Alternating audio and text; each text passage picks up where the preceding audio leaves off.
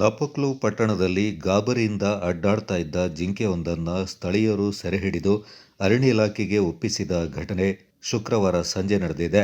ನಾಪೊಕ್ಲುವಿನ ಕೊಡವ ಸಮಾಜದ ರಸ್ತೆಯಿಂದ ಓಡಿಬಂದ ಜಿಂಕೆ ಬಸ್ ನಿಲ್ದಾಣವನ್ನು ಕ್ರಮಿಸಿ ಬೇತು ರಸ್ತೆಯಲ್ಲಿ ಓಡ್ತಾ ಇದ್ದಾಗ ಕೆನರಾ ಬ್ಯಾಂಕ್ ಬಳಿ ಸ್ಥಳೀಯರು ಅಡ್ಡಗಟ್ಟಿ ಜಿಂಕೆಯನ್ನು ಸೆರೆಹಿಡಿದಿದ್ದಾರೆ.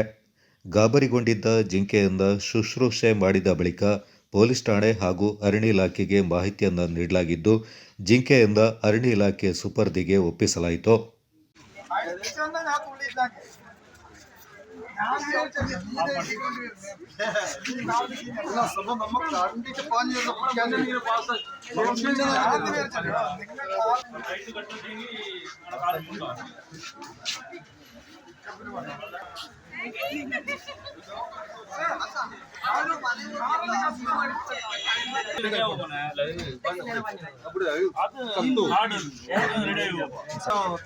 ತೋಟದಿಂದ ಕೆನರಾ ಬ್ಯಾಂಕ್ ಕಡೆಗೆ ಬರುವಾಗ ನಾವು ಬಿದ್ದಿದ್ದೀವಿ.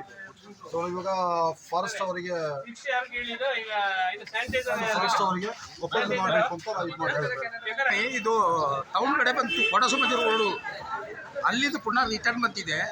ನಾನು ಕೈ ಹಿಡಿಯೋಕ್ಕೆ ನೋಡಿದೆ, ಜಾರಿ ಬಿಡ್ತು. ಅದರ ಮಧ್ಯೆ ಕೆನರಾ ಬ್ಯಾಂಕ್ ಹತ್ರ ಹಿಡಿದು ಬಿಟ್ಟು ಶೇಪ್ ಮಾಡಿದ್ದಾರೆ.